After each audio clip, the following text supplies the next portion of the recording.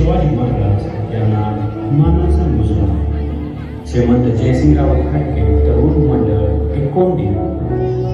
एकोंडीतील रसिक प्रेमींसाठी सविनय सादर करत आहोत एक हृदयस्पर्शी नाटिका जाणीव जाणीव जाणीव.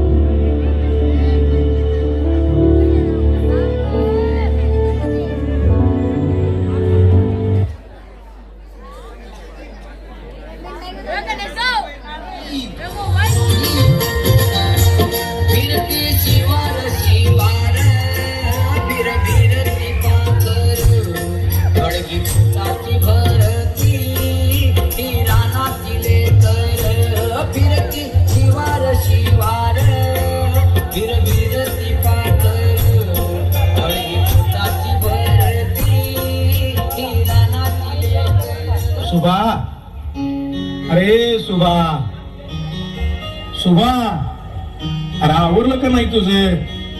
बघ तरी किती वेळ झाला, 9 वाजायला आले तरी अजून तुझं आवरायचंच आहे वय. कालेला जायचा बेत आहे का नाही तुझा? बाबा, किती वेळा सांगितलं तुम्हाला तरी रोज उठून तेच तुमचं. अहो कॉलेज 12ला चालू होते माझं, अजून खूप वेळ आहे. अरे तसं नाही बाळा, तू एकदा घरातनं बाहेर पडलास की मी मोकळा बाकीचं आवरायला. तुझं एकदा शिक्षण पुरं झालं आणि नोकरी मिळाली की माझं सपान पुरं झालं बघ. विनाकारण काळजी करताय बाबा तुम्ही. तसं नाही रे पोरा, आज पतूर तुझ्यापाशी कधी हा विषय काढला नाही मी, पण आज येळ आली म्हणून सांगतो तुला. बघ, ह्यो तुझ्या आईचा फोटो 2 वर्षाचा होतास तू. अचानक सोडून गेली आम्हाला ती. माझं तर हातपायच गळालं, माझा संसारच मोडला रे सारा. एक येळ तर असं वाटलं हा औषध खावं नाहीतर गळपास घेऊन मोकळं व्हावं. एवढ्यात तू रांगत माझ्या समोर आलास, माझ्या पायाला मिठी घातलीस आणि माझ्या मनातला विचार कुठच्या कुठं पळून गेला रे. बाबा मी अनाथ झालो असतो बाबा. तुझ्याकडे बघितलं आणि ठरवलं, बस जगायचं ते फक्त तुझ्यासाठी. होय, तुझ्यासाठीच जगायचं. भाऊबंधांनी आणि पै पाहुण्यांनी दुसऱ्या लग्नासाठी तगादा लावला, पण मी सरळ पाठ फिरवली. माझ्या इच्छा, माझं मन सगळं मारून टाकलं मी. तुझी आई सुद्धा मीच आणि बाप सुद्धा मीच झालो रे. बसता उठता फक्त तुझा आणि तुझाच विचार केला मी. पोटापुरती जमीन, परिस्थिती बेताची, घरातलं करून शेती सांभाळताना उजाडलं कधी आणि मावाळलं कधी हे सुद्धा कळलं नाही बघ आज पातूर. एकदा तू तुझ्या पायावर उभा राहिलास की सार्थक झालं बघ माझ्या आयुष्याचं आणि माझ्या कष्टाचं. अरे बाळा, तुझं सुख हेच माझं सर्वस्व. तुझं शिक्षण पुरं होऊन नोकरी लागली आणि तुझं लगीन करून तुझा सुखाचा संसार चालू झाला की आनंदानं डोळं मिटाय मी मोकळा झालो बघ. हे बघ, मन लावून अभ्यास कर, चांगल्या मार्कानं पास हो, चांगली पक्कळ पगाराची नोकरी मिळव आणि बाबा एवढं न कळायला इतका लहान आहे का मी? काळजी करू नका तुम्ही. अहो तुमच्या सर्व आशा आकांक्षा पूर्ण करेन मी. आणि हो, सांगायचं विसरूनच गेलो मी. बाबा, आणखी 15 दिवसांनी आमच्या कॉलेजची म्हैसूर बेंगलोर सहल जाणार आहे. 5,000 रुपये पाहिजेत मला. काय 5,000? अरे सुभा, कालच कसली परीक्षा फी म्हणून 2,000 रुपये घेऊन गेलास आणि तेच गोळा करताना जीव मेटाकुटीला आला रे माझा. आणि तवर आत्ता आणि 5,000? बाबा कसं आहे, सहल म्हणजे आम्ही काही मौज मजा करायला जात नाही तिथं. तो एक अभ्यासाचाच भाग आहे बाबा. आम्ही तेथे जाऊन त्या ठिकाणच्या इतिहासाचा अभ्यास करतो. त्यावर प्रश्न येतात परीक्षेत. आता तुझ्या शाळेतलं मला काय कळतंय? तू म्हणतोस ते खरं आहे रे, पण 5,000 म्हणजे आता आणि कोणतरी सावकार बघाय पाहिजे मला. देवा देवा. सुभाष, ए सुभाष. अरे आलो रे, आटपलंय माझं. अरे कोण म्हणू? हो. ये की आत. नाही नको सुभाष, चल रे, वेळ होतोय. म्हणू, अरे आता आणि कसली सहल का काय निघाली या कॉलेजची ती? सहल? सहल कसली? अरे आमची रे, म्हैसूर बेंगलोर. इतिहास विषयासाठी अभ्यास करायला म्हणून काढलेली. हा, आलं लक्षात आलं. हो, ती ना बाबा, ती सुभाषच्या क्लासची आहे, आमची नाही. माझा विषय वेगळा आहे बाबा. आता तुझा विषय कसला आणि सुभाचा कसला काय कळतंय आम्हा अड्यानसनी? तुम्ही सांगायचं आणि आम्ही नुसतं ऐकायचं, पण शिक्षण हे महत्वाचं रे. बाबा येतो मी. मला उद्या पैसे हवेत. बर हा बाळा, दिन तुला. काय बी काळजी करू नकोस. मग तर झालं का नाही? आता मन शांत ठेव आणि मन लावून कॉलेजचा अभ्यास कर, नाहीतर समोर मास्तर शिकवायचं आणि तुझं लक्ष पैशाकडे. सगळं मुसळ केरात.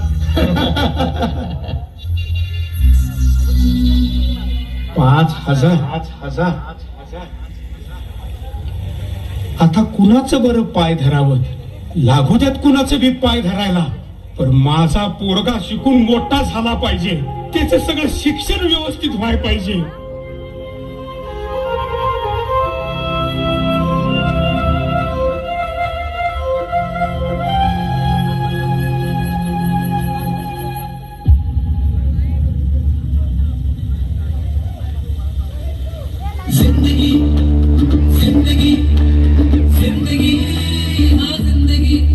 हाय राजा. हाय.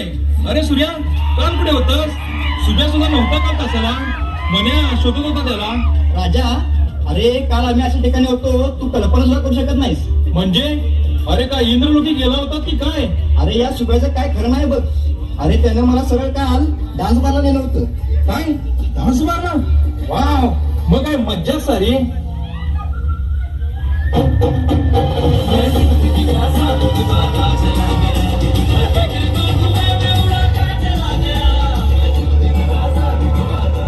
अरे आला रे, आमच्या कॉलेजचा हिरो आला. आता हिरोईन सुद्धा येईल एवढ्या.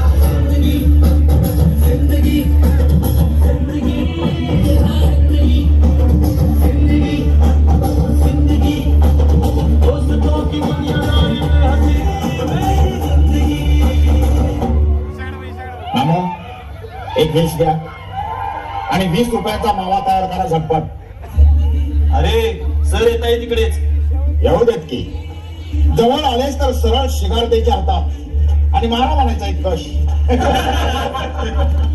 ए, मावा कोणाकोणाला पाहिजे रे? मला तरी नको. अरे काल पप्पानी मावा खाल्लेलं ओळखलं आणि एक ठेवून दिली सणसणीत. दर पुसलो निमूटपणे. अरे मग आज रंग मारून जा, म्हणजे काहीच करणार नाहीत ते. सुभाष, बंद करे फालतू विनोद. अरे करिअरचा जरा गांभीर्याने विचार कर. अरे वा, ऐका रे, आमच्या सुद्धा महात्मा गांधी आहेत बरं का. आणि हे बघा, आजपासून याला सर्वांनी बापू म्हणायचे. सुभाष, अरे रागावतोस कशाला? बापू असे कधी रागावत होते कुणावर? एका गालावर मारले की लगेच दुसरा गाल द्यायचे.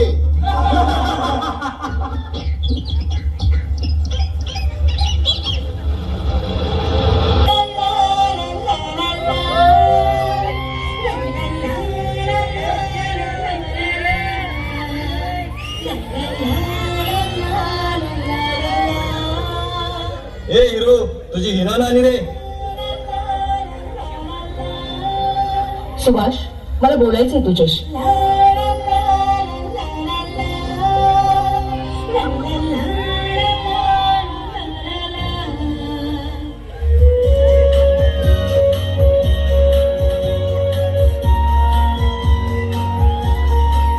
काल कुठे गेला होतास? कुठे म्हणजे? कॉलेजला चालू होतं की. नाही म्हणजे यायला थोडा उशीर झाला. त्यामुळे त्रास चुकला एवढंच. खोटं बोलतोस तू सुभाष. आता झोपेचं सोंग घेतलेल्या माणसाला जसं जागं करता येत नाही ना, तसं गैरसमज झालेल्या माणसाला समजावून सुद्धा सांगता येत नाही. आणि कितीही प्रयत्न केला तरी गैरसमज दूरही होत नाही. सुभाष, झोपेचं सोंग तू घेत आहेस. मी काय विचारते हे चांगलं ठाऊक आहे तुला, पण न समजण्याचा बहाणा करतो आहेस तू. मग मी काल कोठे होतो हे जर तुला माहित असेल तर सांगून टाक ना सर.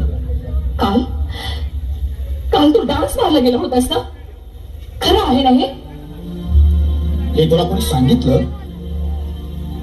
का? उगीच अंदाजाने गोळ्या काढत नाहीस ना? आणि समज तू म्हणतेस तसं मी डान्स बारला गेलो होतो, तर मग त्याचा त्रास तुला का होतो आणि कशाबद्दल? मला त्रास कशाबद्दल आणि का होतो हे तुला नाही कळणार सुभाष. तू फक्त फक्त तुझाच विचार करतोयस. अरे, आजूबाजूच्या माणसाचा विचार करायची सवय तरी आहे का तुला? अगदी खरं तेच बोललीस बघ. कारण मी एक आझाद पंच आहे.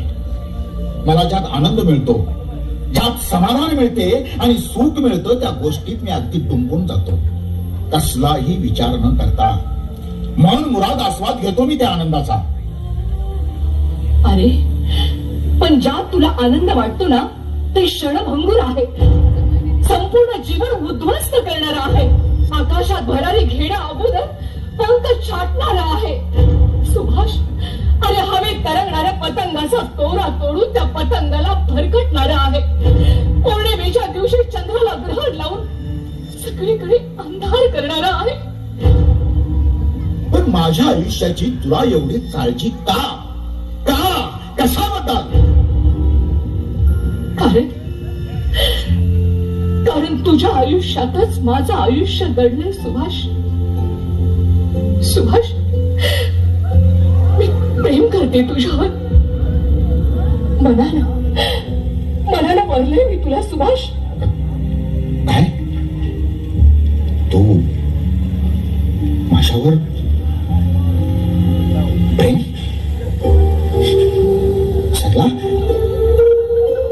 सरला बघ, आजपर्यंत एकदाही याबद्दल?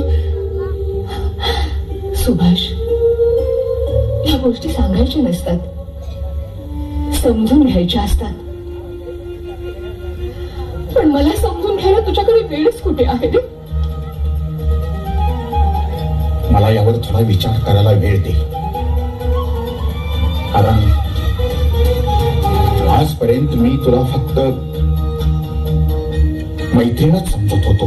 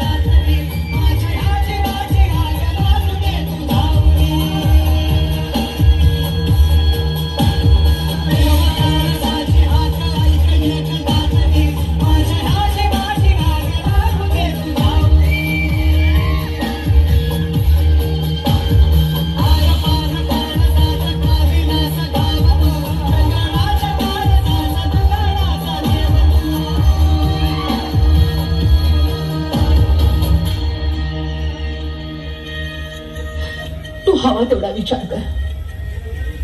काही म्हणणं नाही माझं, पण माझा मात्र एकच निर्णय आहे. लग्न केलं तर फक्त तुझ्याशीच. येते मी. थांब सरला. सरला. सुभाष, जाऊ दे तिला. कारण तिने तिचा विचार सांगितलाय. आता विचार करायचाय तो फक्त तुला. मूर्ख आहेस का तू? मूर्ख मी नाही, मूर्ख आहे ती. ती शहाणी असती तर अशा मूर्ख आणि बेफिकीर माणसाला आपलं हृदय देऊनच बसले नसते. तुमचं सगळं ऐकलंय मी. आता तरी सुद्धा बंद कर ते सगळे धंदे. आयुष्याचा विचार कर थोडा. तुझ्यासाठी राहू दे, निदान तिच्यासाठी तरी. म्हणो बे एके बे जीवन जगायचं नाही मला सर्व प्रकारचा आनंद लुटायचा आहे. आणि आयुष्यातील आनंद ऐन जवानीतच मिळवायचा असतो, म्हातारपणी नाही. बालपण, प्रौढपण आणि म्हातारपण हे महत्वाचे 3 टप्पे आहेत आयुष्यात. बालपण आणि म्हातारपण हे दुसऱ्यावर अवलंबून जगावे लागतात. प्रौढपण तसे नाही. प्रौढ वयात स्वतःच्या मर्जीप्रमाणे वागता येते. आत्ता मुद्द्यावर आलास सुभाष.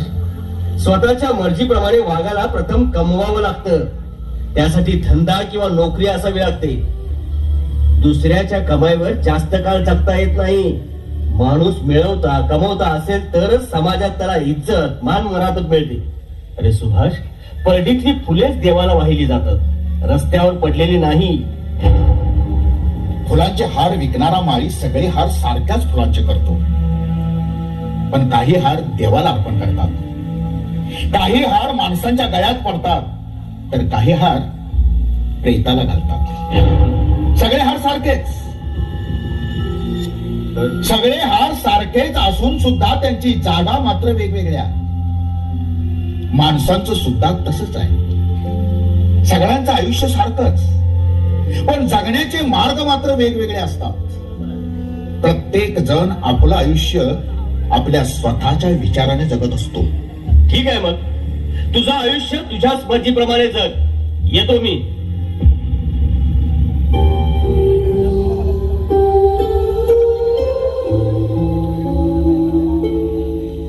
ए सुभाष, अरे आहेस का घरी?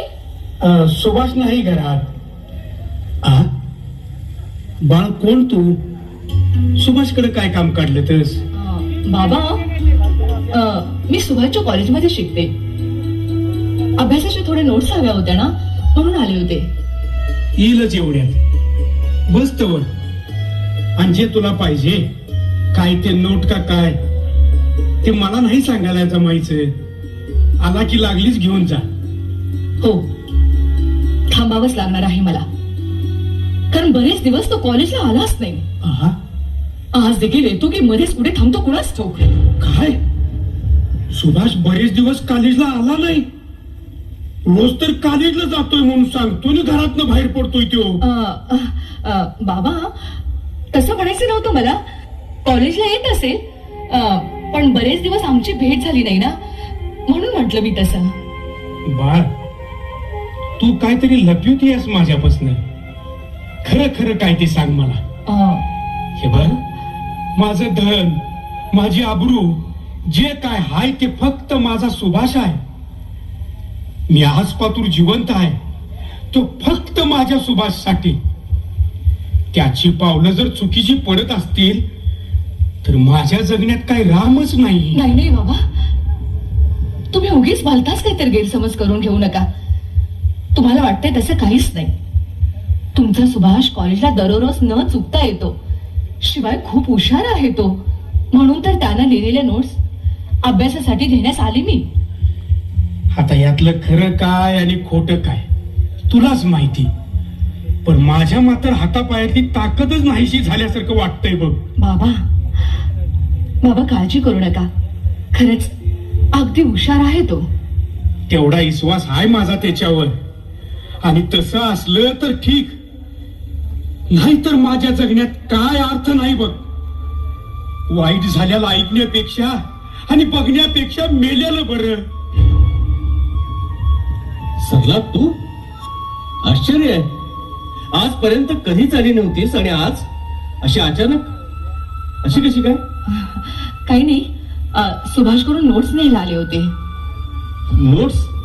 आणि सुभाषच्या? सरला, त्याच्या नोट्सचा विचार मनातून काढून टाक तू. तुझ्या उपयोगाच्या नाहीत त्या. त्याच्या नोट्सच्या मागे लागशील तर तूही नापास होशील. अगं, संपूर्ण जीवनाचा तमाशा होईल तुझ्या. हे बघ, मी सांगतोय ते नीट ऐक. त्याच्या नोट्स विसरून जा तू. तुला पडलेले एक स्वप्न समज आणि आत्ताच जागी हो. तू तुझा स्वतःचा दुसरा मार्ग शोध. त्याच्या नोट्स मध्ये घेण्यासारखं काहीच नाहीये. सरला अगं रस्त्यावरच्या दगडाला शेंदूर फासला तर त्याच्यात देव पण येत नाही कधी. कोरड्या ठणठणीत पाषाणात विहीर खोदायला निघालीस तू. अगं वाळवी लागलेल्या झाडाला पाणी पाजायला चाललीस तू. तुमच्या बोलण्यात काहीतरी गोम आहे बाळानू. मला समजल अशा साध्या भाषेत बोलला तर लई चांगलं होईल रे म्हणू. नाही बाबा, नाही तसं काही नाहीये. त्याचं काय आहे, सुभाषचा विषय वेगळा आणि हिचा विषय वेगळा. तेव्हा त्याच्या विषयाचा अभ्यास करून हिला काय उपयोग. आता तुमची शाळा, तुमचे विषय हे सगळं ऐकून माझ्या काय देण्यात येणार आहे. पण ऐकल्यानंतर मात्र जीवाची घालमेल करत बसण्यापरीस मी जरा शेताकडनं जाऊन येतो. सुभाष येईलच इतक्यात, तर बसा बोलत तुम्ही. म्हणू देव पावण्यासाठी एकच वारी करून कसं चालेल. पहिल्याच वारीत देव पावत नाही कधी. त्यासाठी बऱ्याच वाऱ्या कराव्या लागतात. काही जण तर आयुष्यभर वाऱ्या करतात. म्हणून वेळ पडली ना तर मी सुद्धा तेच करणार आहे. अगं सरला, वाऱ्या करायला काहीच हरकत नाहीये, पण त्या देवात देव पण असायला हवं ना. नुसताच दगड असल्यावर वाऱ्याच काय. त्या दगडा पुढे डोकं जरी फोडलंच ना तरी त्याचा काही उपयोग होणार नाही. म्हणून अरे दगड जरी असला तरी देव म्हणून शेंदूर फासलाय मी त्याला. आता मला शक्य नाही म्हणून त्या दगडाला देव पण येईपर्यंत वाट पाहीन मी. स्त्री प्रेम एकदाच करते, परत परत नाही. अरे वा, सकाळ सकाळीच आगमन केलं. कारण कळेल का मला. इतके दिवस कॉलेजला काल आलेस. आजारी होतो मी. असं आजारी. जरा औषधं दाखव मला, पाहू तरी डॉक्टरने कोणती कोणती आणि कसली औषधं दिली ती. सरला, माणसाला काही असे आजार रोग जडतात की त्यावर औषध चालत नाही. उदाहरणार्थ काळजी रोग, प्रेम रोग, शिवाय पायात घुंगरू बांधून अश्लील हावभाव करीत नाचणाऱ्या त्या नाचांचा रोग. होय ना.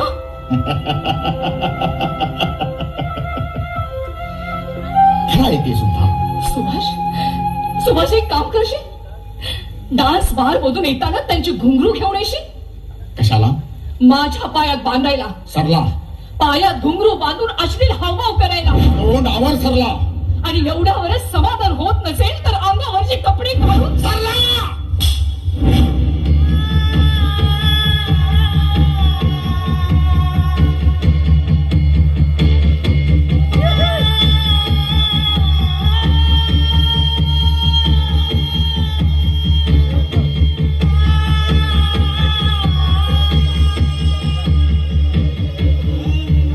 राग का आला तुला.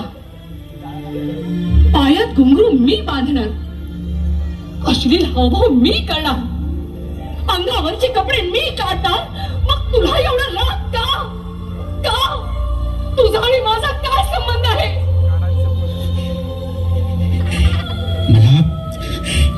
मला फक्त राग नाही आला तर इथं या हृदयात असह्य कळ सुद्धा आली.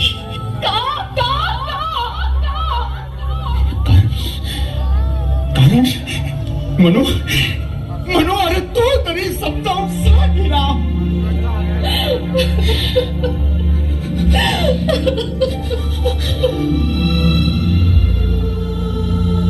सरलाच्या बोलण्याचा मला राग का यावा. या हृदयात कळ काय हवी.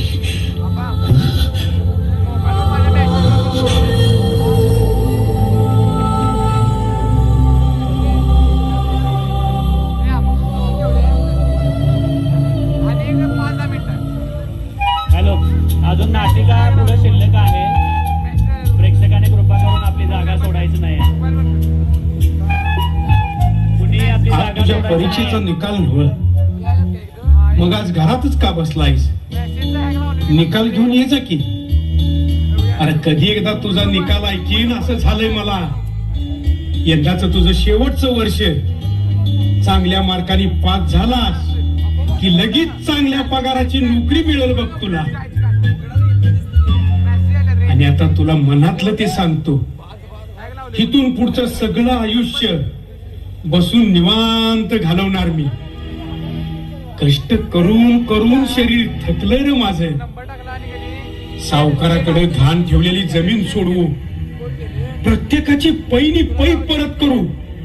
नोकरी मिळवून तुझ्या तू पायावर उभा राहिलास की पोटभर जीवन सुखाचा ढेकर देईन मी. जातोच नव निकाल आणायला. बाबा, मनूला बोललोय मीच गेलो पाहिजे असं काही नाही. म्हणून आणि निकाल माझा. अरे पण सुभाष, आज तू मला जरा नाराजच दिसतोस. तब्येत ठीक आहे ना तुझी? नाही, तसं काही नाही. निकालाबद्दल काळजी वाटते ना थोडी. अरे येडा का खोळा तू, कशाला काळजी करायची? निकाल चांगलाच लागणार तुझा. तुझ्या शिक्षणासाठी हाडाची काढ केल्यात मी. नको नको त्या माणसांचं पाय धरल्यात आणि पाहिजे तेव्हा पैसे दिल्यात तुला. यंदाच शेवटचं वर्ष म्हणालास, 1 लाख खर्च येणार म्हणल्यावर सावकाराकडे जमीन घाण ठेवून पैशाची सोय केली तुझ्या. अरे एवढं सगळं मी मनापासून केलंय. निकाल तुझा चांगलाच लागणार भादरा. बाबा, ओ बाबा, हे बघ, मनू आला सुद्धा. ये मनू. बाबा, हे काय पेढे? अहो, कॉलेजमध्ये पहिल्या क्रमांकानं पास झालोय आणि एका चांगल्या कंपनीकडून नोकरीची ऑफर सुद्धा आली आहे मला. शाबास, सार्थक केलंस तुझ्या आई बापाच्या कष्टाचं. मला अगोदर माझ्या सुभाषचा निकाल सांग बरं. बाबा, सुभाष फेल झालाय. फेल म्हणजे मला काय नाही उमगलं. म्हणजे बाबा, सुभाष नापास झालाय. काय? माझा सुभाष नापास झाला? नाही, असं होणार नाही. सावकाराचं कर्ज काढून मी पैसे पुरवल्यात त्याला आणि शिवाय जमीन बी घाण ठेवली आहे सगळी. नाही, असं होणार नाही. लई खस्ता खाल्ल्यात मी त्याच्यासाठी. आणि माझा सुभाष नापास कसा होईल? लई मोठं सपान बघितलंय मी. म्हणजे सगळं करून बी शेवटी माझा सुभाष. अरे सुभाष, बाबा कसे करताय? बाबा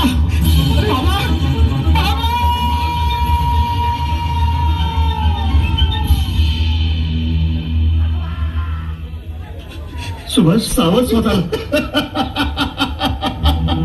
अरे सुभाष सावध. बाबा,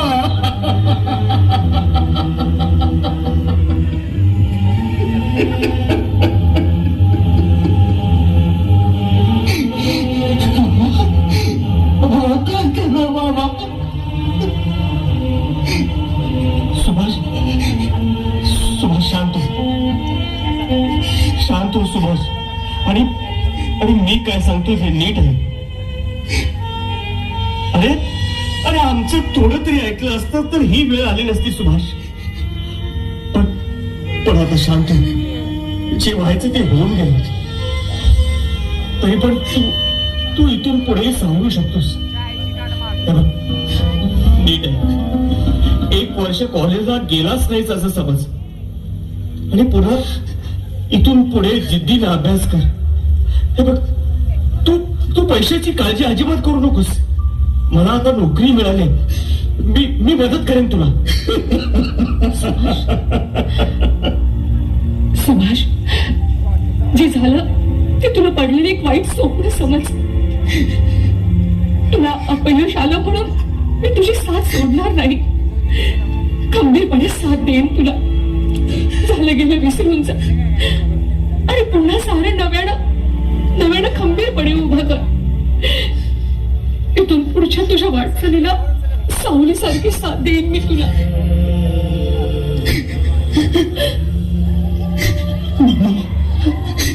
मला माफ कर. मला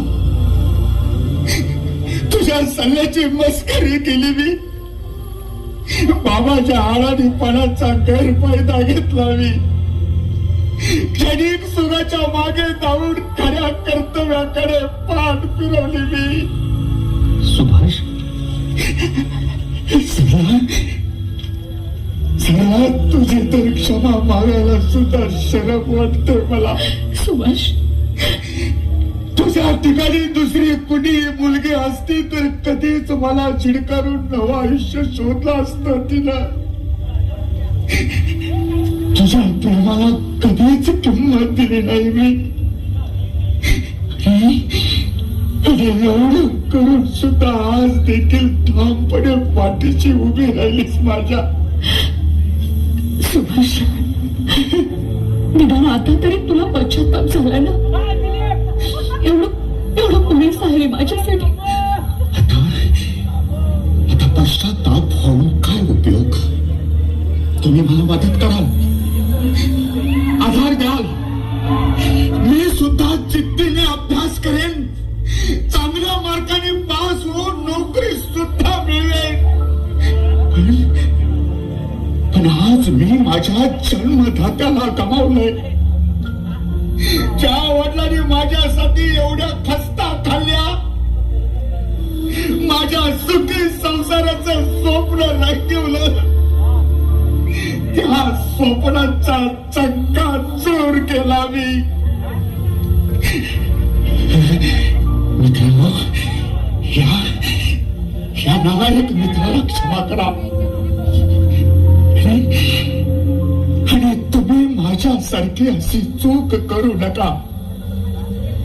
क्षणभंगूर सुखाच्या मागे धावून संपूर्ण आयुष्य बर्बाद करून घेऊ नका. तुमच्यावर जीवापाड प्रेम करणाऱ्या आई वडिलांच्या कष्टाची जाणीव सतत राहू द्या. तुझे आई वडील सुशिक्षित असल्यामुळे त्यांनी तुझ्याकडे सतत लक्ष केले. आणि म्हणूनच तू माझ्या सारख्याच्या सानिध्यात राहून सुद्धा वाईट गोष्टी वर्ज करून प्रेक्षकांनी बसून घ्यायचा आहे. कार्यक्रम अजून आहे शिल्लक. कर्तव्याची जाणीव ठेवलीस. प्रेक्षकांनी बसून घ्यायचं त्याचं आहे. फळ तुला चांगलंच मिळालं. मी मात्र माझ्या बाबांच्या आराधीपणाचा गैरफायदा घेतला आणि स्वतःच आयुष्य बर्बाद करून घेतलं. तुमच्या प्रेताला अग्नी देण्या अगोदर तुमची शपथ घेऊन सांगतो, मी नव्याने जिद्दीने अभ्यास करीन. चांगल्या मार्काने पास होऊन चांगली नोकरी मिळवीन. आणि माझ्यासाठी काढलेल्या कर्जाची पै परत करीन. तुमच्या काळजाचा तुकडा जमीन सुद्धा सावकाराकडून सोडवून घेईन. मला क्षमा करा बाबा. मला क्षमा करा. मला क्षमा करा. मला क्षमा करा.